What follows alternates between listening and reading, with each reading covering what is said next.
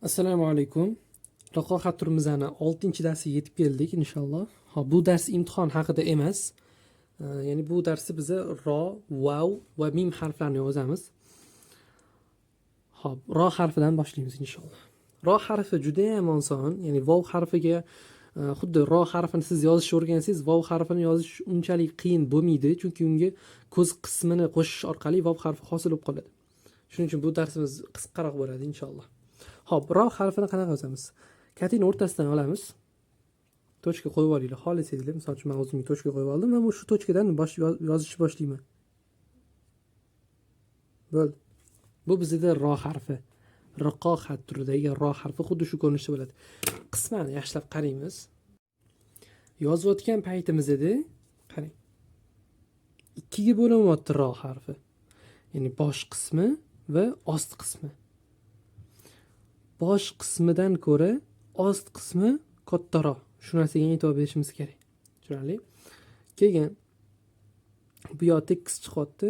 Bu yoq o'sha unaqa aylana, ya'ni unaqa tekis emasdi. Qisqa aylana bo'lyapti.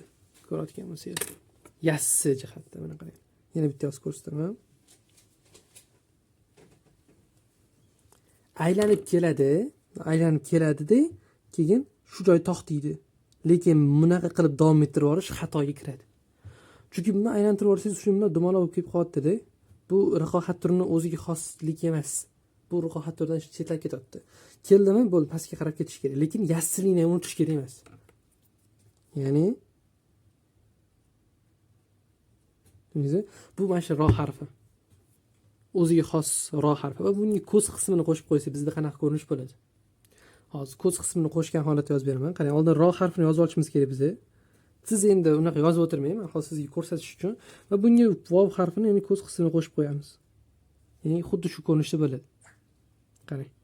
Endi vav harfini o'zini yozsak, vav harfi bilan o'z bilan olib tushib kelamiz. Ko'rdingiz? Oxiri sal qalinroq bo'ladi. Mana bu vav harfi. Bizda ro harfi bunaqa ko'rinishda edi. Vav bilan ro. Tushundingizmi? Mana shu narsaga e'tibor berish kerak. Ko'zi unaqa ochilib qolmaydi, lekin ochilib qolsa ham xato emas. Yopib olsangiz ham xato emas. Xatoga kirmaydi. Shu narsaga e'tibor berishingiz kerak. Oxirimdan bo'lib qolmasin yoki unaqa tekis ham bo'lib qolmasin. Ozgina yassi qirilgan bo'lishi kerak. Xo'p, bizda vav bilan ro harfi xuddi shundan iborat va mim harfini yozamiz hozir.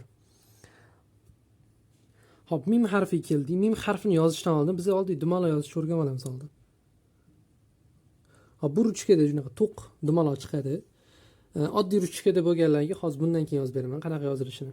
Yozib bo'lganimizdan keyin shu dumaloqni o'rtasidan boshlab yonga qarab ozgina yuz siljiymiz. Keyin alif miqdoridan ozgina ko'p bo'lgan miqdorda alif harfini, ya'ni alif harfini tushirib qo'yamiz. Ko'rdingizmi? Bu bizda mim harfi edi.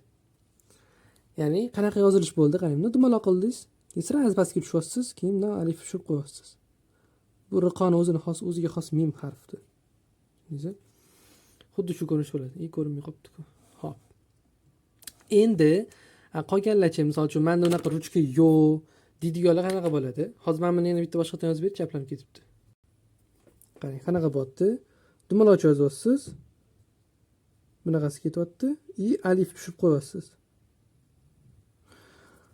Endi oddiy ruchka deylar nima qiladi? O'zimizni Nasib Buxoriyni eslaylik. Nasib Buxoriy yozgan alif mim harfini eslaylik. Xuddi shu ko'rinish yozilardi. Buni ham xuddi shu ko'rinishda qilamiz-da. Sal uzaytirib alif harfidan tushirib qo'yamiz, kichkinagina qilib. Tushunarli? Ya'ni yozib bo'lganimizdan keyin alif harfini sekingina tushirib qo'yamiz.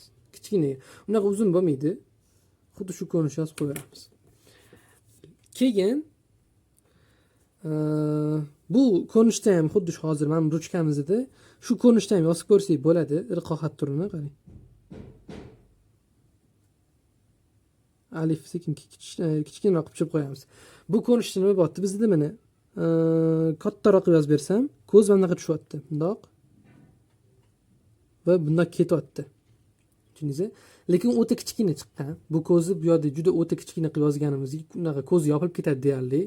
Kichkina ochilib qolsa ham hech narsa qilmaydi. Keyin bunaqasiga surttirib alifga tushirib qo'yamiz. Alif miqdoridan sal kattaroq miqdorda, unaqa uzun ham bo'lmaydi. Tushunarli? Hop, endi bugungi darsda mana shu hamma o'tilgan harflarni yozib bo'ldik inshaalloh. Endi keyingi dars inshaalloh imtihon bo'ladi. 7-darsimiz imtihon bo'ladi. Imtihonda qanaqa yozilishi, qanaqa qoidalarga e'tibor berishni aytaman.